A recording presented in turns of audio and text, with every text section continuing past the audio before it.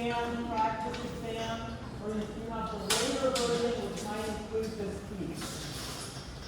Okay, so, and there's lots of homework problems for you to try with her. So let us review what we talked about. I like my electromagnetic spectrum better than this one. I feel like it's in the wrong orientation.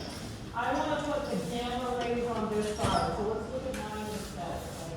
So the sun emits every kind of photon, and the photon can be identified by its wavelength.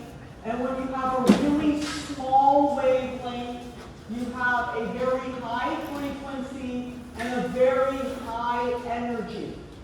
Okay? And so the highest energy photons that are emitted from the sun are like gamma rays. Okay? And then as the wavelengths get bigger and bigger, the energy gets smaller and smaller. We go to X-rays and UV light and visible and IR, microwave, and then radio waves, which are like from crest to crest, meters across. Okay. And when we talk about NMR in chapter 15, we're going to be using radio waves. Okay. And so chemists take the full advantage of the full spectrum, okay, and they shoot photons of various wavelengths at stuff, and the photons disappear, and they get information, okay? And so if they shoot UV light, again, we can excite photons into a higher energy molecular orbital, electrons, okay? And when the electrons disappear, we can get information about the distance between the molecular orbitals, which is unique for atoms and molecules. And so we can say, oh, we've got oxygen gas here, or we've got nitrogen, monoxide, etc. Okay? So the difference between the molecular orbitals, this energy difference, matches light with an energy in the UV to the visible range, okay? With IR spectroscopy, we shoot light that is lower in energy, okay? And we watch it disappear, so we shine the spectrum with infrared radiation. Because we don't want to excite molecules all the way up to a higher molecular orbital, okay? We just want to excite them a little tiny bit of energy in a new vibrational state, a higher energy vibrational state. So we want to use light whose energy matches that small energy transition. And so we're going to choose IR light, okay? And so we use a spectrum of IR light on our sample, and if our sample has particular kinds of bonds modeled as springs, okay, then they will begin to vibrate. And the harder it is to get these bonds to vibrate, the higher energy IR light we're going to use, meaning more in this direction of the spectrum. The easier the bonds are to get to vibrate, we're going to use lower energy, or lower frequency, or lower wave number as we write down. Okay? And then we can get information about the kinds of bonds that we have, okay? So for example, if we have this molecule, we would expect to see our carbon-oxygen 1720 dip, okay? We would expect to see the carbon-hydrogen sp3 hybridized. So nothing to the left of 3,000 in this molecule, okay? But we don't get a ton of information from IR spectroscopy, okay? So that's just sort of a reminder of the stuff we were doing. When we talk about NMR, we are going to be shining radio light at our sample, okay? And watching that light disappear. Now, what do you think we're going to be exciting when, here is the vibrational state right here. That is how small the energy is in a vibrational state of a molecule. What kind of tiny energy could we possibly be exciting with radio waves, which have such small energy? We're going to be really exciting stuff in the nucleus, okay? We're going to be flipping magnetic spins in the nucleus at extremely small distances and small energy levels, okay? And that's why we're going to use radio frequency when we do nuclear magnetic resonance NMR, which we're going to introduce today, okay? So when we talked about mass spec, however, okay, we were no longer, so mass spec, we're not using light, okay? So mass spec, we're taking a little break. With mass spec, we're just taking our sample and we're shooting electrons at it, breaking up the sample into fragments, and then the positively charged fragments are moving through the machine and they arrive at the detector at various times based on their size for the most part, okay? And then we can say, oh, we have a fragment of this size and that size, and if we know our molecular weight that we expect, we use the mass spec and we look at the molecular ion peak, etc., okay? So that's what we're talking about, and we're still talking about that, okay? So we're going to move on again from IR spectroscopy, and I told you that there's certain resonance frequencies I want you to know from IR spectroscopy.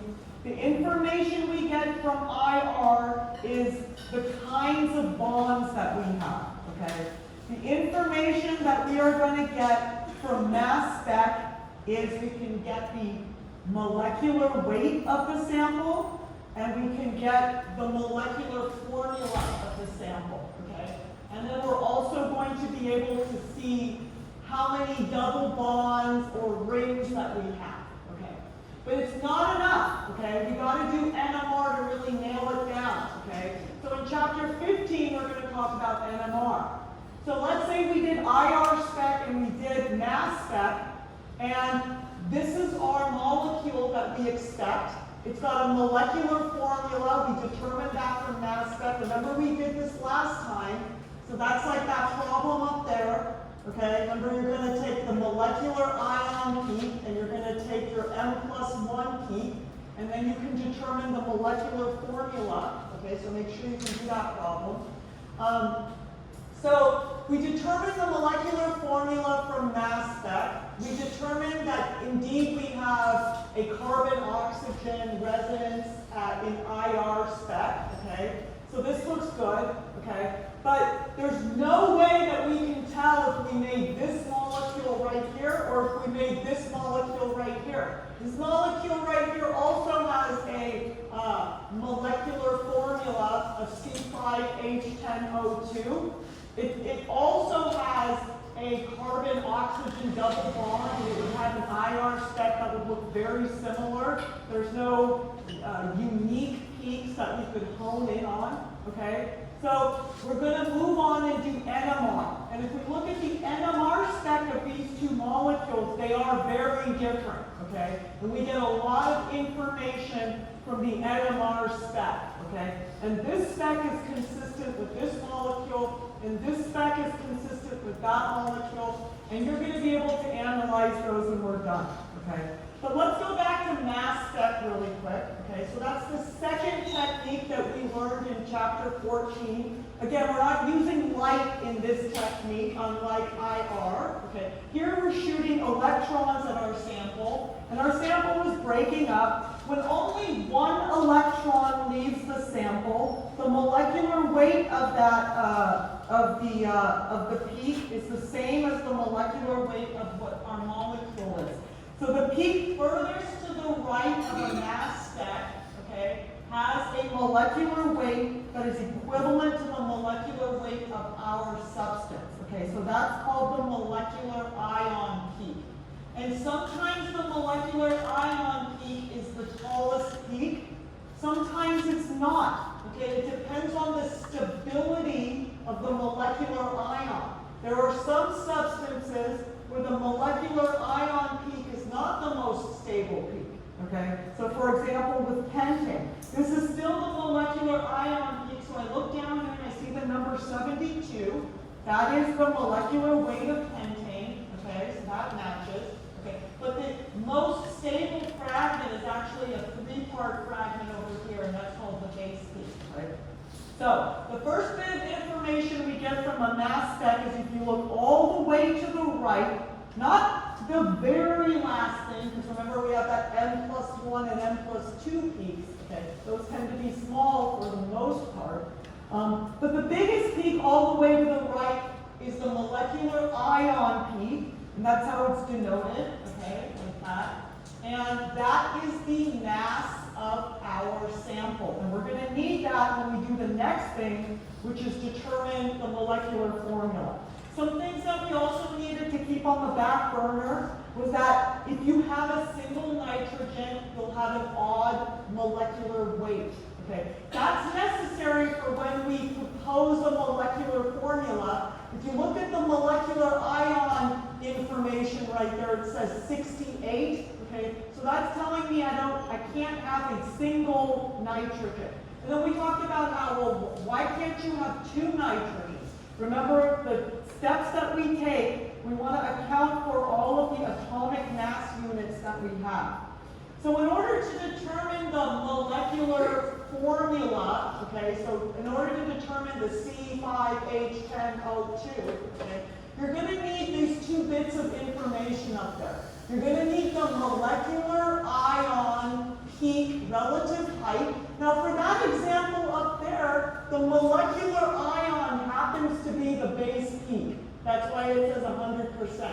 Okay? Not every example is going to be that, okay? But that one is, okay? And then you need the m+1. So here we just wrote it down for you, okay? Sometimes in the homework problems you'll see like a graph, a picture of the actual mass spec. Okay? But it's hard for you to determine by looking at it. So even if they present it to you like this, they'll oftentimes give you the table that tells you exactly what the relative height of the m+1 peak. So the m+1 peak is that peak that is made from when you have the incorporation of the uncommon isotope carbon-13, okay?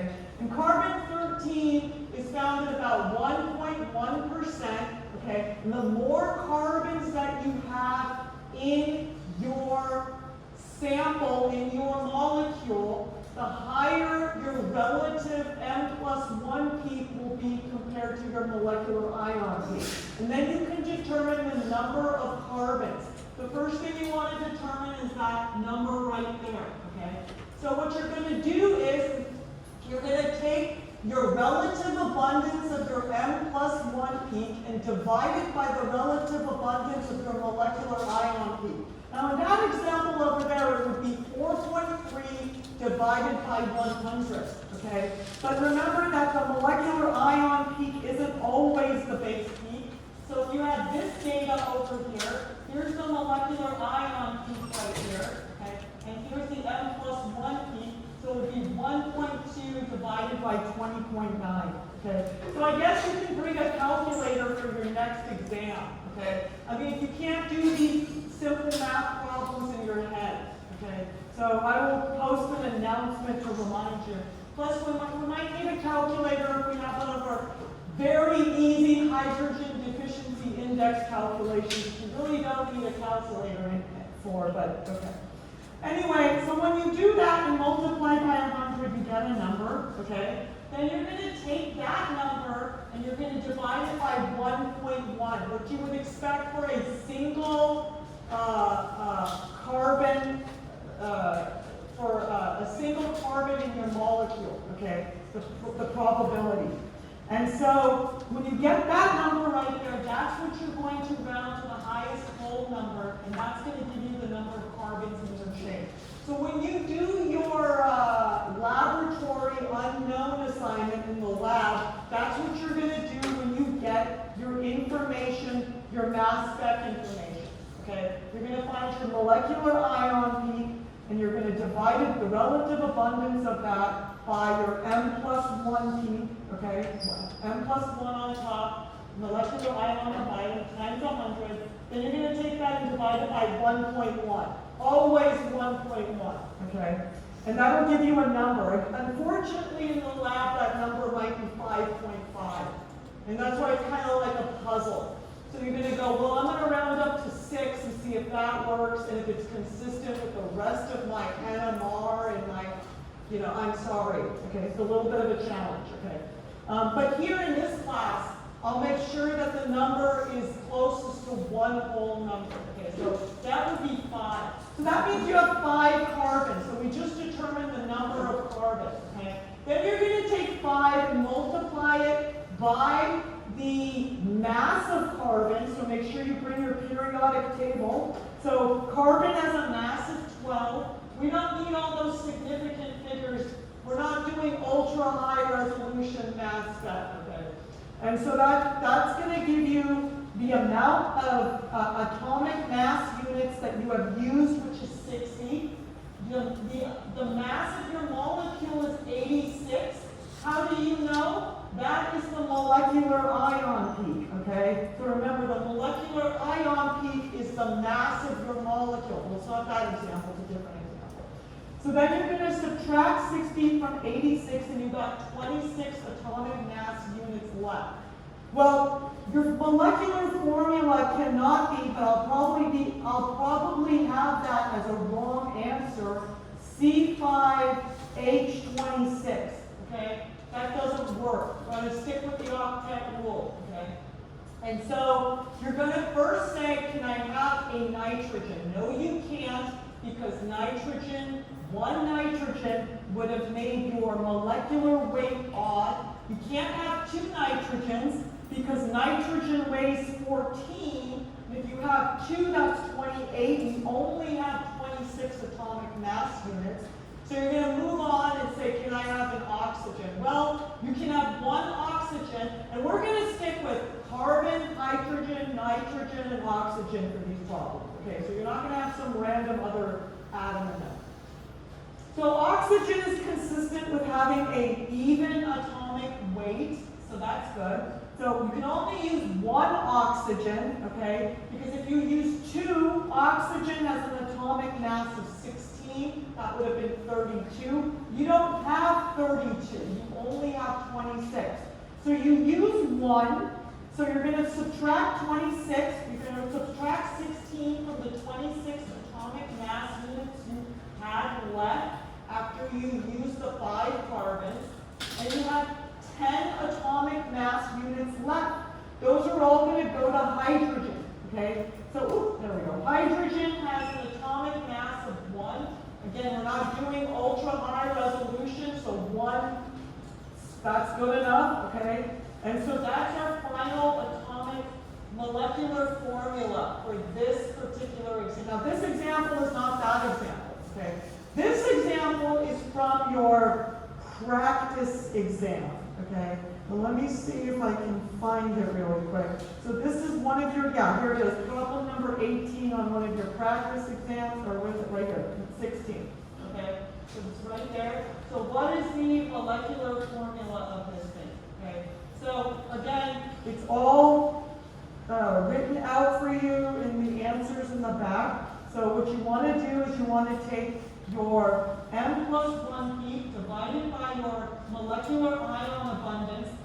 In this particular example, the molecular ion was also the base peak, okay? But if it's not, you're going to use the relative abundance of the molecular ion. Then you take this number and you divide it by 1.1 always, okay? And this is exactly, I think, okay, about 4 carbons, okay? 4 carbons is what's in our molecular formula. 4 times 12 is 48. So I'm going to subtract the molecular weight, which is 68. I'm going to subtract 48 from it. I have 20 atomic mass units left. Okay. I can't have a nitrogen because the molecular weight is even. Okay, I can't have 2 nitrogens, so I'm going to use an oxygen. An oxygen is worth 16. Subtract 4. So my molecular formula is C4H4O. Okay? So make sure you can do that problem. Okay? And so that's another piece of information that we can get from mass spec. Okay?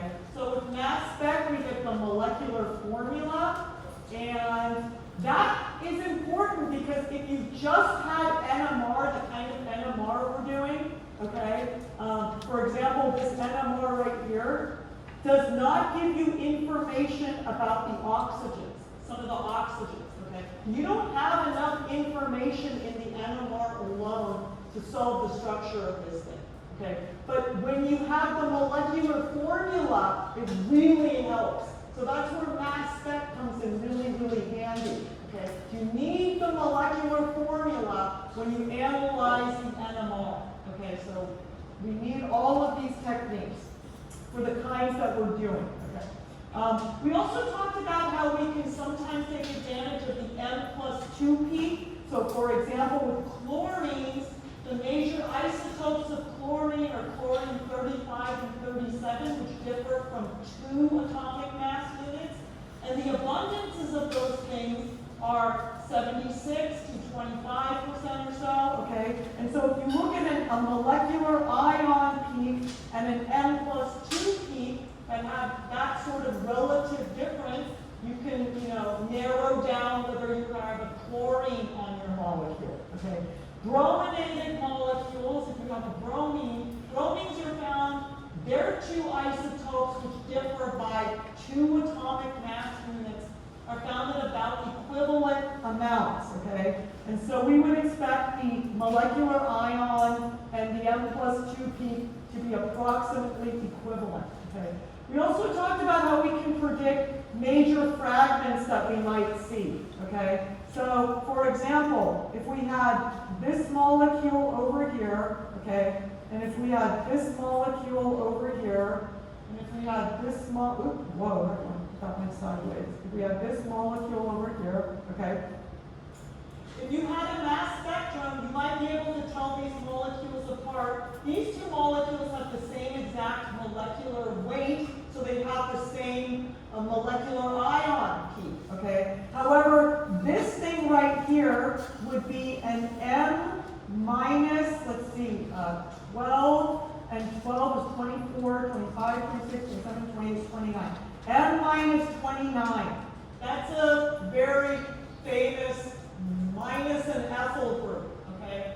So remember, when we're bombarding the sample with electrons, parts are going to come off that are, relatively stable. So this thing could blow off relatively stably, okay? And this part, just this part right here, could go through the machine, and it would be worth the molecular ion minus 29. So if we looked at its mass spec, we would find the molecular ion peak over there, and then we went back 29 mass units, and we might find another peak right there, okay? This thing, though, has methyl groups on it, so we might get an M minus, what's a methyl group worth? A carbon, which is 12, 13, 14, 15. M minus 15, okay? So we would not expect a significant M minus 29 peak for this thing, okay? But we would have the same molecular ion peak, and then closer here we might have an M minus 15 peak over here. And the numbers would be written down here, okay? Here, okay, we might expect now you can tell this molecule from these molecules, because this molecule has a higher molecular ion weight, okay? But also we might expect, so this thing could come off, because, this is a fairly stable part right here, okay?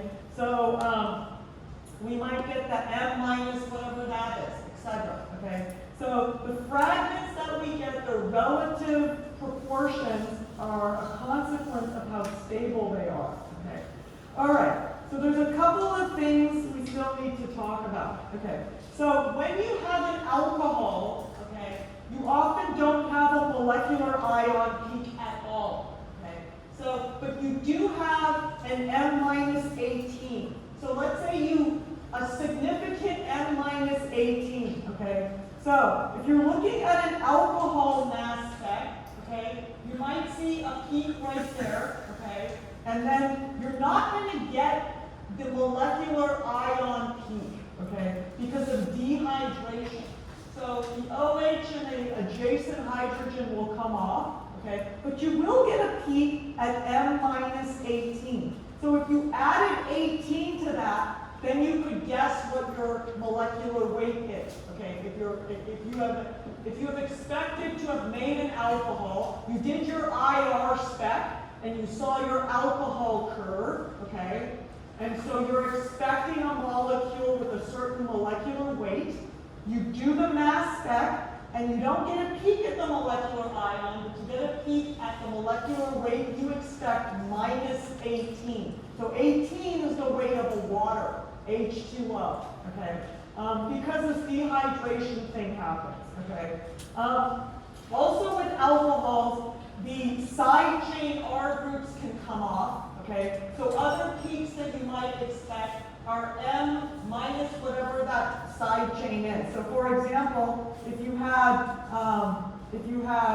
you know, ethyl groups on either side like this, you might get an M minus 29 again, okay? Or if you had a methyl group, it would be M minus 15, okay? And then in the book, it describes like what happens, and the mechanism of this is sort of known, okay?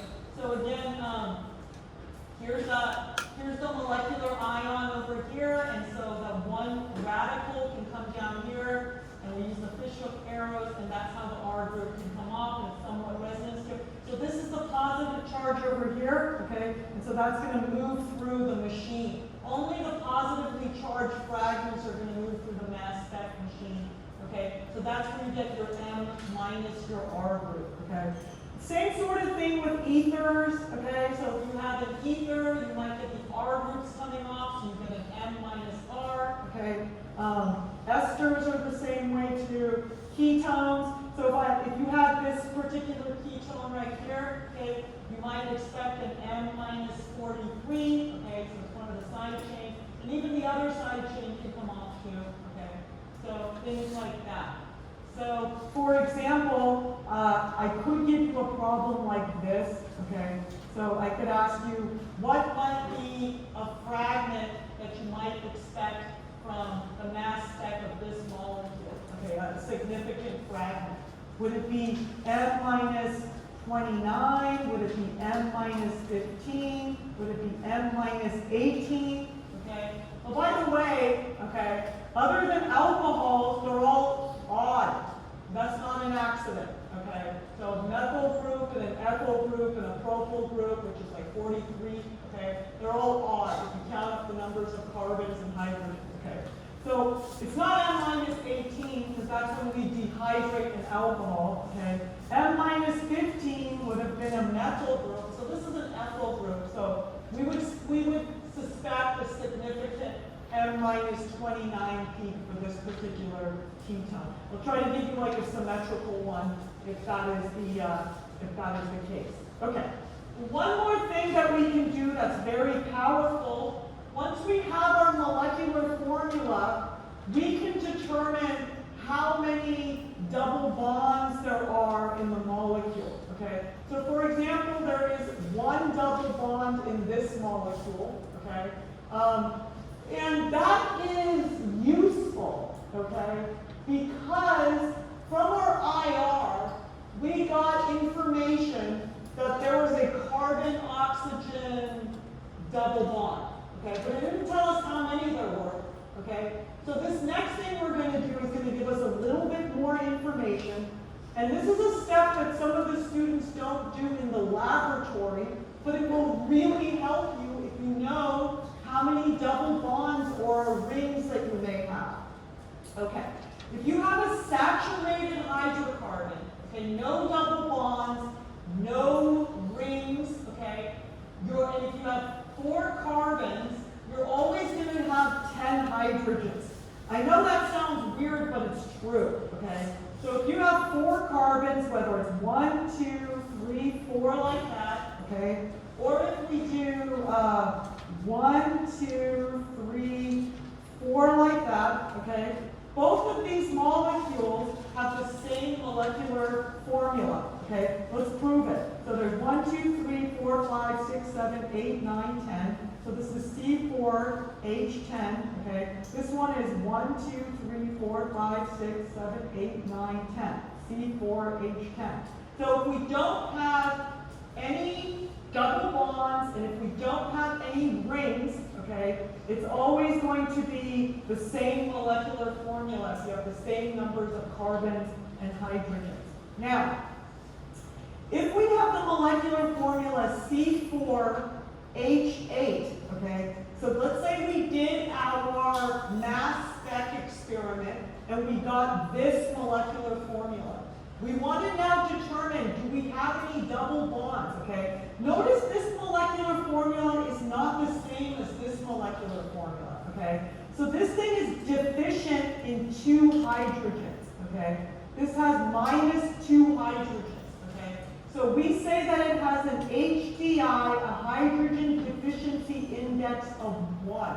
So if you have a hydrogen deficiency index of 1, it means that you're missing 2 hydrogens in terms of being saturated.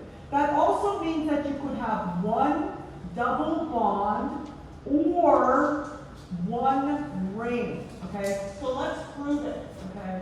So if I had 1, 2, 3, 4 carbons, okay? And if I had 1 double bond, if I counted the number of hydrogens, it would be 1, 2, 3, 4, 5, 6, 7, 8, okay?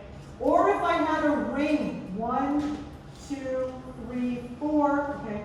And 1, 2, 3, 4, 5, 6, 7, 8, okay? So one or the other, okay? So if you have a hydrogen deficiency index of 1, that means that there's 2 hydrogens missing, and you could have a double bond or you could have a ring. If you have a hydrogen deficiency index of 2, so let's look at an example of that, C4H6, okay? That means that there are 4 hydrogens missing from being saturated. So your hydrogen deficiency index is 2.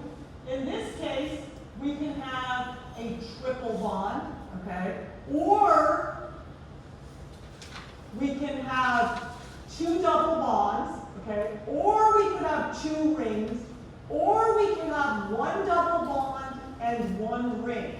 And when you have a hydrogen deficiency index of 3, then you can have even more and more and more. All I'm going to hold you accountable for is up to a hydrogen deficiency index of 2, okay? So up to 2. And the way that you're going to determine it is I'm going to make it easy for you. I'm going to give you this formula, okay? So the formula to determine the hydrogen deficiency index, okay? Now if you calculate the hydrogen deficiency index, and if it comes out to 1, okay, it means there's 2 hydrogens missing, and it means you have a double bond or a ring. If you calculate this thing and it comes out to 2, it means that you can have a triple bond or 2 double bonds or 2 rings or 1 double bond and 1 ring. And if it comes out to 0, it means that you don't have any double bonds or any rings. It's saturated, okay? So let's do an example of this, okay? So this is not hard to do. Just make sure that you use your parentheses correctly. So here's a molecule. So imagine that we did our mass spec, okay? And we determined that this is the molecular formula. C5H9N, okay? So obviously this molecular weight was odd, okay? Because there was 1 nitrogen, okay? So we did our IR and then we did our mass spec and we determined that this was the molecular formula, okay? Now we're going to see, do we have any double bonds or could we have these things, okay?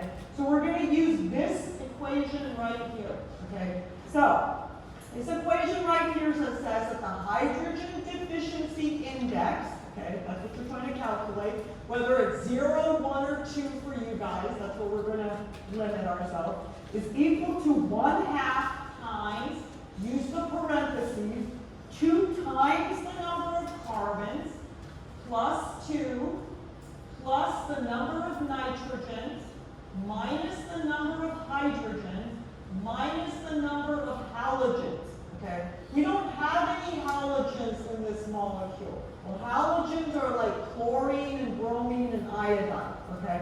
So, if we look at the answer, okay, Now remember, the order of operations matters, okay? So again, okay, so we're going to do 2 times 5, because there's 5 carbons right here, okay, plus 2, plus 1, that's the nitrogen, okay, minus 9, that's the number of hydrogens right there, and then nothing here, okay, so forget about it. Keep the parentheses right there. So order of operations, okay, multiply 2 times 5 first, so it's 10. The rest of this is addition and subtraction. I don't know, this stuff is like harder than like quantum physics. Just go in order, okay? 10 plus 2 is 12, plus 1 is 13, minus 9 is 4, okay? So remember, multiplication and division comes first, and then if you have addition and subtraction, just go in order, okay? But this is all in the parentheses, and remember, I forget if it was like your Aunt Sally or Flo, whatever, okay? So do the stuff in the parentheses first before you multiply by 1/2, okay? So you do that, and that number is 4, okay? So 10 plus 2 plus 1 is 13, minus 9 is 4, and then we multiply by 1/2, okay? So we get 2, okay? So the HDI of this thing is 2. So what does that mean? It means that this molecule could have 2 rings. It could have 2 double bonds. It could have one triple bond, okay?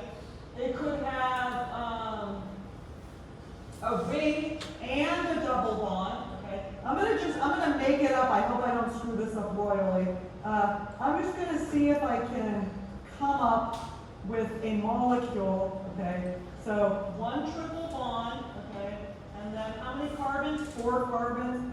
1, 2, 3, 4. Would that should be consistent, okay? So let's see, we have a 1, 2, 3, 4, 5 carbons, okay? We have 1 nitrogen, and then we should have 9 hydrogens. 1, 2, 3, 4, 5, 6, 7, 8, 9. See?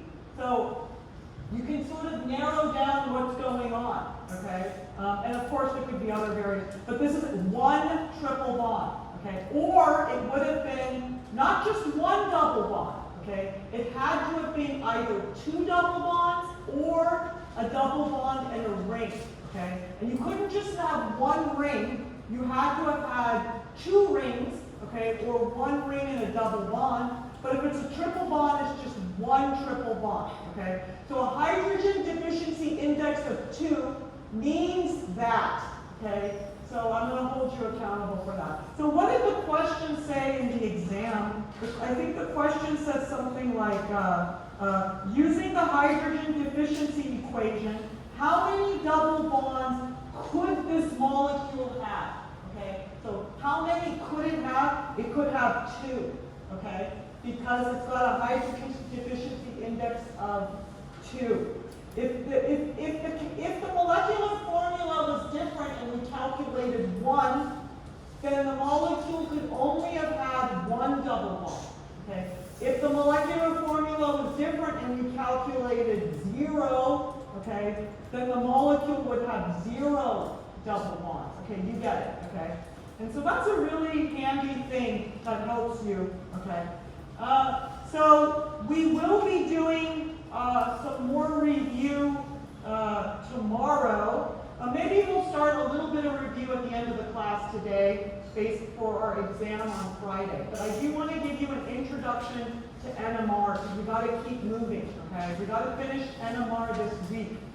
So let's go with NMR, okay? Now let me change the page. So, NMR, okay? So finally, we have gotten our molecular formula, okay? Oh, by the way, I go ahead and put that molecular formula into your hydrogen deficiency index, okay?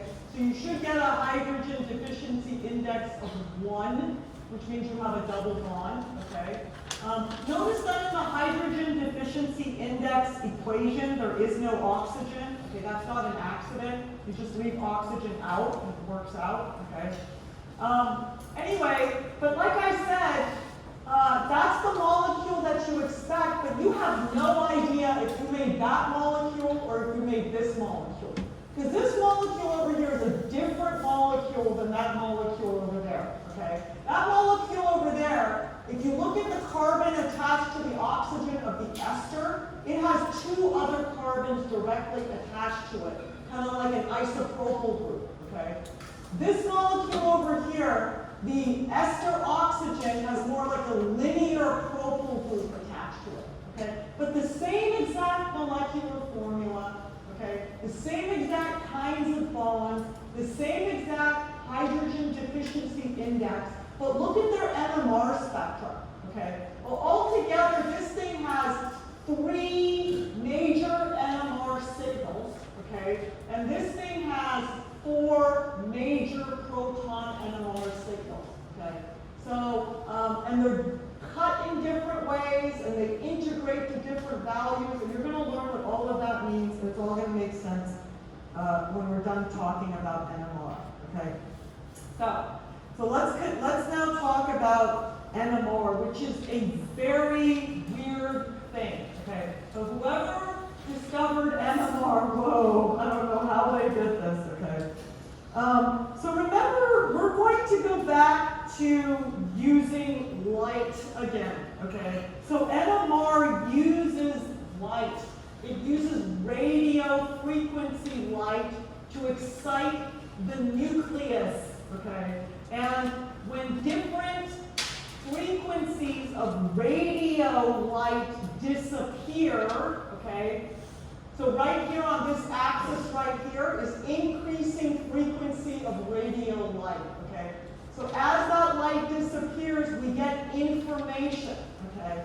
And we get information about the nuclei of the protons of the molecule. So we're going to focus on the proton NMR, okay? There are different kinds of NMR. We're going to focus on proton NMR, okay?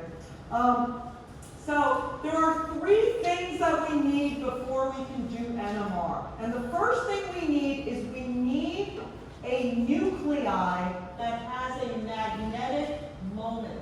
So that acts like a little magnet, okay? And only certain kinds of nuclei will act like magnets, okay? So in order to act like a magnet, you have to have an unequal number of nuclids. So nuclids are the things inside of the nucleus, like protons and neutrons, okay? And so hydrogen only has 1 proton and it has no neutron. So lucky for us, okay, hydrogen, which is very abundant, normal hydrogen, the kinds of hydrogens that are bound to these molecules, are all already little magnets, okay? Because they have an unequal number of nuclids. The number of protons does not match the number of neutrons. And so that gives the hydrogens a magnetic moment. So what that means is if you bring a magnet near hydrogen, okay, it will react to that magnet, okay? It will react to it, and we'll talk about how in a second. There are other kinds of NMR, okay? You could do carbon-13 NMR, but remember the most abundant kind of carbon is carbon-12, okay? And carbon-12 has 6 protons and 6 neutrons. So carbon-12 does not have a magnetic moment, okay? However, carbon-13 does because of the unequal number of nuclids, okay? So sometimes we do carbon-13 NMR too, but it's a little bit different because carbon-13 is not the most abundant form of carbon, okay? We could also artificially make things like nitrogen-15. So NMR, the utilities and the ways that it's done are vast. Okay, we're going to just talk about very basic proton NMR. Okay, but you could use NMR to analyze the reactions of enzymes, okay? And sometimes they will replace certain nitrogen atoms in enzymes with nitrogen 15, and then they can see these little minute changes along the reaction coordinate, etc. So you could artificially put these sort of magnetic atoms into molecules, and they have lots of applications from there that you can do, okay? Also, you could use fluorine 19 or phosphorus 31, etc., etc. We're going to be focusing on proton NMR. And we don't have to artificially introduce magnetic protons into molecules. They're already magnets, okay? So most of the molecules that we use have little magnets inside of the nuclei of hydrogen, okay? So that's the first thing that we need. The second thing that we need is an extremely powerful magnet, okay? So here's this molecule over here, okay, this first molecule. So all of the hydrogens inside of their nuclei, they have an unequal number of nucleus, and they're acting like little magnets, okay? But all of those magnets are directed in random orientations that sort of cancel each other out, okay? So that's what they're like in solution, okay? So in order to do NMR, which is a doozy, so we're just going to walk through it step by step, you need a very strong magnet, an external magnet, and you're going to bring that magnet close to your sample, okay? And what that's going to do is it's going to take your randomly oriented nuclei, and it's going to quantize their magnetic moment. So once the magnet is there, so that's where we bring, right when we bring in the magnet, these randomly oriented nuclei, okay, are either with the magnet or against the magnet. So we quantize the spin states, okay? They take on two orientations. They're either with the magnet or against the magnet.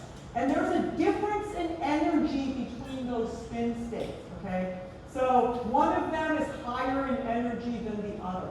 So now, these randomly oriented magnets, when we suddenly introduce the magnet, are oriented with the magnet or against the magnet, okay? Then this has a delta E, okay?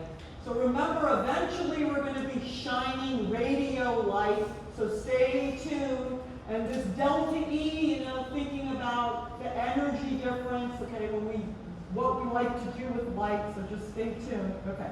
So, now,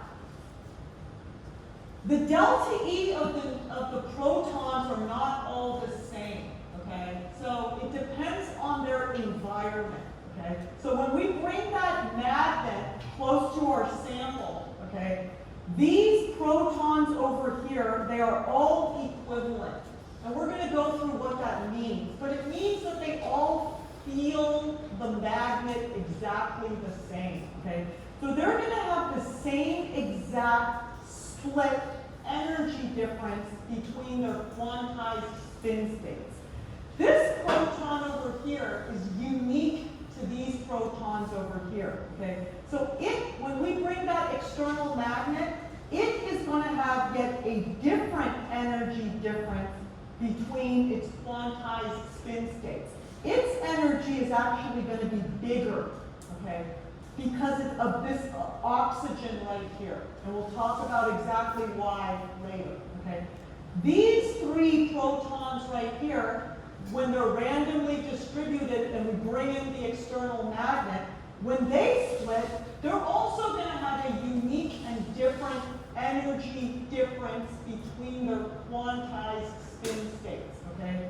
So we're going to have differences between the quantized spin states of unique protons. Now, all of these are equivalent, okay? This is unique to itself, and these three are equivalent, okay? They're going to feel the magnet the same. Okay, so we'll talk about why in a second.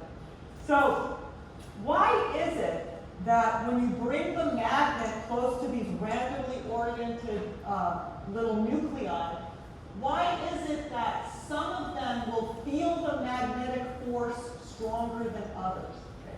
Apparently, if you bring a magnet next to anything that has electrons, even bodies like us, okay, the electrons that are whizzing around in our bodies and our molecules will produce their own counter magnetic force to fight against the external magnet.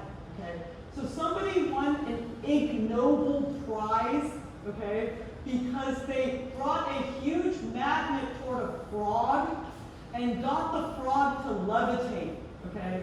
And the reason the frog levitated was because of this effect. The magnet was strong enough that the electrons around the frog, okay, because we're made of electrons around our atoms, produced a counter-magnetic force, and the frog levitated and was spinning around. You can watch it on YouTube. And they said the frog was fine, did not look good, okay? But anyway, we could theoretically do that to ourselves. Don't try it at home, okay? But you need a really, really, really strong magnet to do that, okay? And so when we're bringing these magnets close to our sample, there are electrons that are whizzing around the nucleus that are shielding the magnetic force by producing their own counter-magnetic force, okay?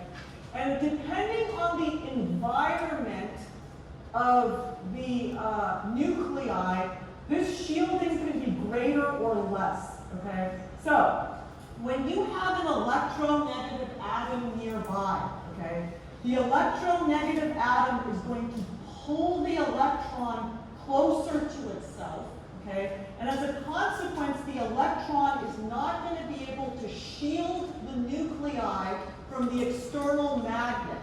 And as a consequence, the nuclei feels the magnetic force stronger, and as a consequence, the difference in energy between the quantized spin states is greater, okay? So this nuclei right here, since it's next to an oxygen, it's de-shielded, okay? So it's going to have a bigger energy difference than these nuclei over here. So these are all equivalent, okay? Which is further away from that oxygen, okay? So this is going to be more shielded. The electrons that are whizzing around these nuclei are not going to be pulled away, and so they can fight against the external magnetic force, which means that the energy quantization is smaller, okay? And then these over here have an intermediate shielding because they're adjacent to a carbonyl, and so there is induction, okay, but it's not as strong as the induction here, okay? And so they'll have some intermediate shielding, all right? And so, this is just kind of reviewing what we just said. So the quantized spin states in the presence of a magnet of these nuclei is small compared to the quantized spin state of that nuclei because it's next to an oxygen, which is big, okay? And then the quantized spin state of these nuclei is intermediate because it has like an intermediate inductive effect, okay? So now we're going to look at our NMR output, okay? So on this axis of NMR is energy, okay? And now we don't record it as energy, we record it as ppm. But for now, just it's energy, okay? It's the energy of the quantized spin states, okay? So the smallest energy difference is over here, okay? It's over here. And then as we go across, this is the largest energy difference over here. So we expect that these nuclei over here are going to be resonating over here at a smaller ppm, which is a smaller energy. So ppm is basically frequency, okay, but it's in wave number, okay? So it's normalized for your magnetic device, okay? But for now, it's energy or frequency, okay? So we're going to expect these nuclei here, because they have a smaller energy, to be out over here on our output. These one over here to be right here, because they're intermediate. And then this one over here is going to be way down here with a higher energy. Now comes the third thing that we need, our radio light, okay? So once we have taken our sample and put it in the presence of this magnet, by the way, what do these magnets look like, okay? So if you want to do like super high resolution NMR, so you put your NMR sample in like a little tube like that, okay? You put your sample in a tube that's like, 4 to 6 inches tall, really thin, okay? And then the machine that you put it in, okay, if it's a really high energy NMR magnet, there is the person. That is a person compared to the machine. That's what it takes to that's the magnet that you need in order to quantize the spin states of your tiny molecular sample, okay? Now, here at UH, our magnet is like that big, okay? And so, it's pretty good, okay? So it's cheaper. So this thing over here, I think they got one at Berkeley. We're talking millions of dollars, okay? And with this, you get super high resolutions. You can tell like the minute differences that you might need when you're like watching the mechanisms of reactions, etc. Here is something that's very useful for the kinds of NMR that we're doing, okay, with these small molecules, etc. Okay, it's still a big magnet, okay. So you need, it's not easy to get these spin states to quantize, okay. Anyway, once we quantize the spin states, then we're going to go through and we're going to start shining radio light at our sample. And if the wavelength or the frequency of the radio light exactly matches the energy difference between the quantized spin states, the radio light will disappear, okay? And we know that if we have a methyl group, we expect it to resonate at 1 ppm, okay? So again, on this axis is increasing energy, so it's a standard value, okay? So that's double signal right there, okay, is what we expect for a methyl group, okay? And so we can then go through with our radio light, our spectrum of radio light, because the energy is so small in those quantized nuclei that we have to use light that is super big wavelength. It seems very strange, but remember that light with incredibly big wavelengths has very, very small energy. That's the energy that matches the quantized spin state. So then we move through our sample, and if the light disappears, then we get information about the nuclei and their environment, okay? And also, depending on how the signal is splitting, then we can really understand what the molecule looks like, okay? So we're going to talk about what all of those splits, etc. mean. So, NMR involves 3 things. First, you need a magnetic moment. Luckily, protons already have little magnets in them. Then you need an external magnetic source. That's why you can't do NMR at home. Okay? And that's why you can't really do NMR unless you have a very big laboratory and very expensive. Even the cheapest NMR machines are hundreds of thousands of dollars. Okay? And then once you have quantized the spin states, then you're going to go in with your radio light. Who invented this thing? Okay?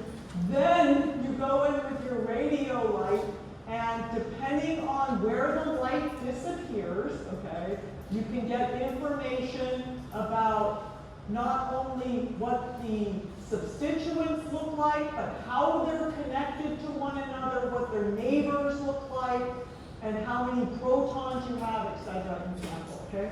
So that's the kind of stuff we're going to do.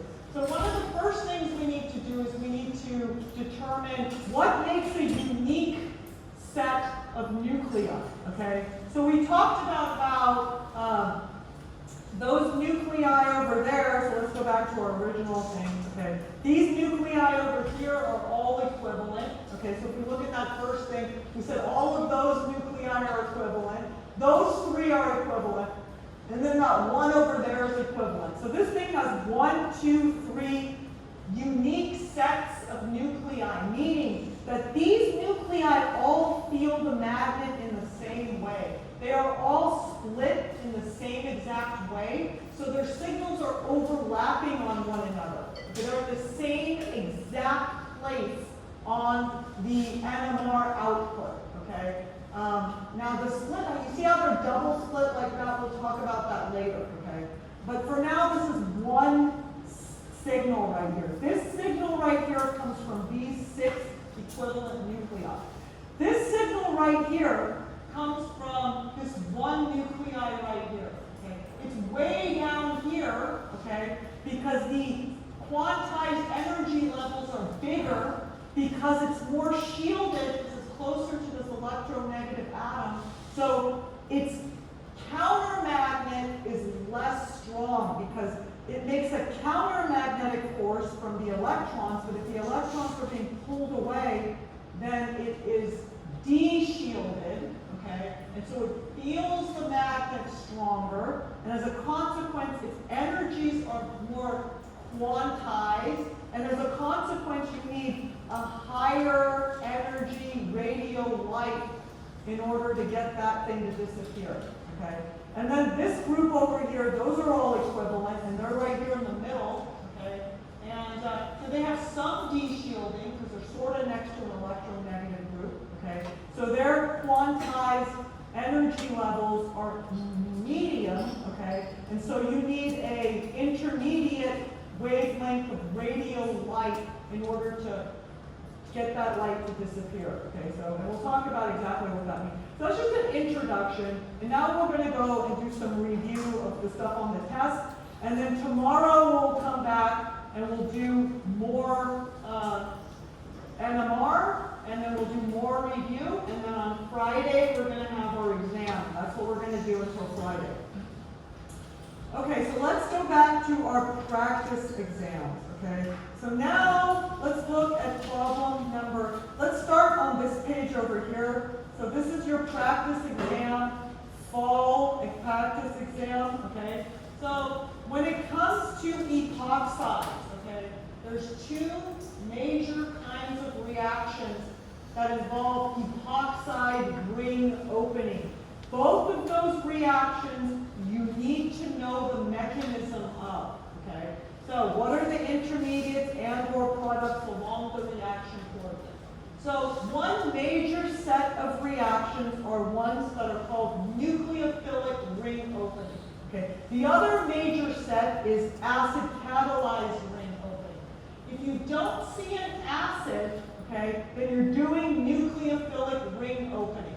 So nucleophilic ring opening can happen with a variety of reagents. Remember that picture with all the arrows coming off? We could have sodium hydroxide, sodium methoxide, sodium thiol, aluminum hydride, or we could have a Grignard reagent, okay? So the mechanisms are all pretty much the same. The nucleophile attacks always the less substituted carbon. Okay, this is the less substituted carbon compared to this one, okay? And then the oxygen disattaches and goes to the more substituted carbon. In step 2, we protonate the alkoxide, okay? We have a negatively charged intermediate in nucleophilic ring opening, okay? In acid catalyzed ring opening, we never have a negatively charged intermediate. And you know it's acid catalyzed because you have acid above and below the arrow, okay? And you start the reaction by protonating the alkoxide, okay? Then the nucleophile, which is the solvent, so water in this case, or if it's methanol, or if it's ethanol, it's ethanol, attacks, okay? Same rules as the other one, primary beats secondary, except if you have tertiary, okay? So this weird thing happens if you have a tertiary carbon, which we do not have with this example, but if we did, tertiary dominates, okay? Only tertiary, okay? Then we have already protonated our oxygen, so our intermediate does not have a negative charge when we're doing acid catalyzed splice ring opening. Okay, and then we deprotonate the nucleophile that just attacked. Okay, so make sure you can do those problems. Now, in terms of chapter 14, here's a good problem that involves IR spectroscopy. So match the molecule with its spectrum. Okay, so spectrum number 1, spectrum number 2, and we have 3 molecules. So one of these molecules is not going to be matched, okay? And so let's look. Molecule number X, okay, that has a hydroxide group. Hopefully you know that neither of these has a hydroxide, the very wide, deep curve that you would expect for a hydroxide. So we can rule that out, okay? So one of these spectra belongs to Y and one of them belongs to Z. Here we have our 1720. Okay, that's another one you need to know. This is the only molecule that has the carbonyl. And then just to check, this has an sp2 hybridized hydrogen, which would be that little blip just to the left of 3000. And this doesn't have one, so we don't have that. Okay? So the answer is going to be that number 1 is going to be matched to Z. So that's consistent and that's consistent. And then number 2 is going to be matched to Y, so the answer is C right here. Okay. Here's a problem. Match the molecule with its mass spectrum. Okay. So you notice that in spectra number 2, we have the M and the M plus 2 peak, the molecular ion plus 2 peak, about equivalent. That is indicative of a bromine. Okay. A chlorine, we have a molecular ion about, it would be a 1 to 3 ratio or something like that. Neither of those has that, so it must be this guy right here. You could have also counted the mass of these molecules, okay? So 1, 2, 3, 4, 5, 6, 7 carbons, and the number of hydrogens matches this 100 range right here. Now remember, the molecular ion peak is the molecular weight of the molecule. Okay, so there's a couple of ways to think about that problem. Okay, so those are good examples from chapter 14. And then in the other practice exam, you have more examples. Okay, here's obviously an OH group is in this molecule. Here we have that blip just to the left of 3000, which is indicative of an sp2 or an sp hybridized carbon hydrogen bond. Okay, so narrowing down the choices for you. And then, here's a very high priority problem, so make sure you bring your calculator because you might need it. Okay, propose a molecular formula for this compound using mass spec. So you have your molecular ion relative abundance 100 happens to be the base peak in this mass spec, and we have our M plus 1. So we went over this. Make sure you can do this. Okay. Here's more of the match the spectrum with the molecule, etc. Oh, here we have one of those hydrogen deficiency index problems. If I give you this, I will give you this equation right here. Okay, I'm not going to remind you that C means carbon. Okay, so practice this too. There's some problems you can practice in your thing. Okay. So going back, I guess we'll go back to the beginning of the practice exams and sort of, let's talk about nomenclature problems, okay? So there are potentially 4 different kinds of nomenclature, okay? So we have the nomenclature of alcohols. And we have agreed we're not going to be mixing and matching alcohols with alkenes, etc. Now, alcohols can be named for like linear alcohols, or we'll do circular alcohols, okay? Alcohols, the hydroxy group takes precedent. It becomes the new parent name, okay? When we're naming ethers, which we're also might have a question about, ethers do not change the parent. Okay, so an ether, you name it like you're naming a substance.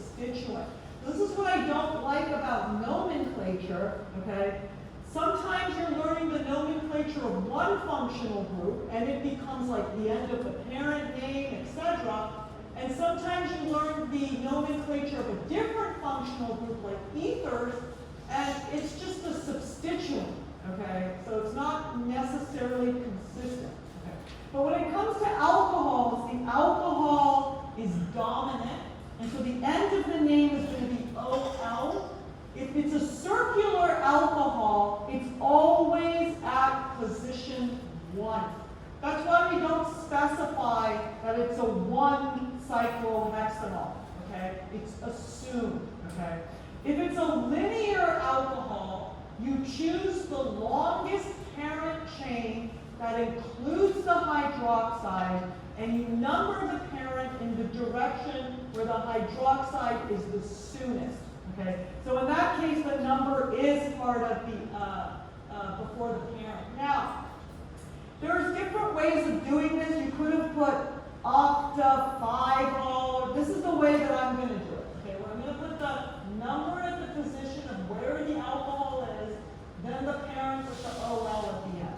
Okay, but there's different ways of doing it in the book. Okay, so then you're going to decide the number of the names, the substituents after. That is dominant. So this is 1, 2, 3. Going into so the OH group decides the numbering scheme, okay? Now, in the circular alcohol, the OH group is always at position 1.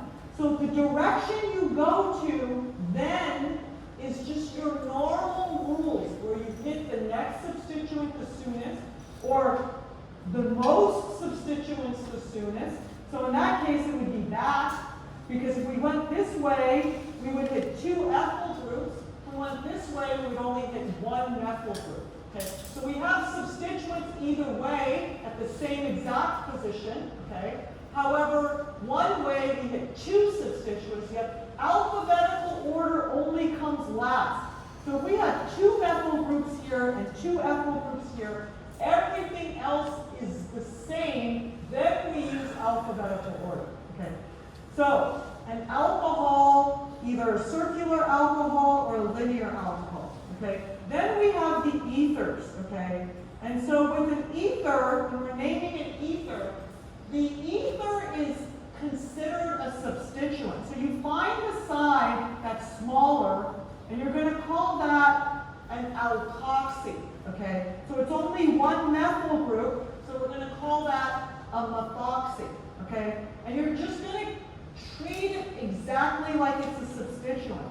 So what that means is if we had this molecule over here, okay, we would have started numbering in this direction along the parent chain, because this is nothing more than a substituent, okay? And the rule is you find the longest contiguous chain. So this is a 1, 2, 3, 4, 5, 6. So this is a hexane, okay? And then you number it in the direction where you hit the substituents the soonest. So here we hit a methyl group at position 2. Here we would hit the alkoxy group at position 3 if we went this way.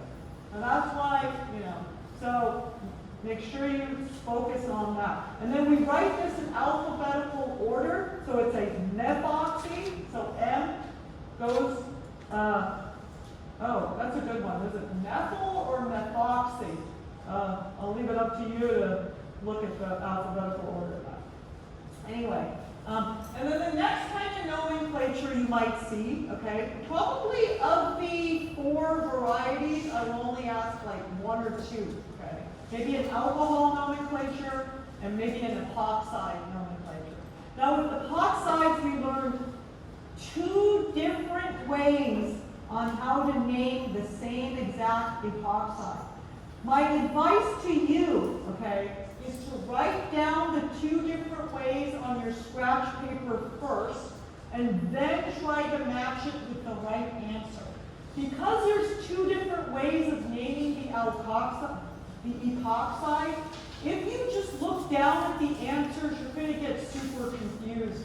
Okay, remember we could name the ring as the parent, and the end of it would be oxy ring, or we could find the longest chain and treat the ring as a bridge going through that chain. and then the end would just be the longest chain, so in this case it would be a pentane, okay? So make sure that you learn how to name it both ways. Then I would write the name down. So the first way would be to just find the longest parent chain. This is a 1,2/epoxy pentane, okay? That's where we say where it goes through, 1,2, epoxy at the bridge, pentane, closest to this end, okay? Then the other way to name it is to call this thing a ring, okay? And then to, just like we do with any circular molecule, which way we go, we always put oxygen as number 1, but the direction that we go is determined by where the substituents are, okay? So there's a substituents here, so we're going to choose this one to be number 2, okay? If there were 2 substituents on either, like one here and one here, then everything else is the same. We choose alphabetical order, okay? So this one over here is a 2-propyl,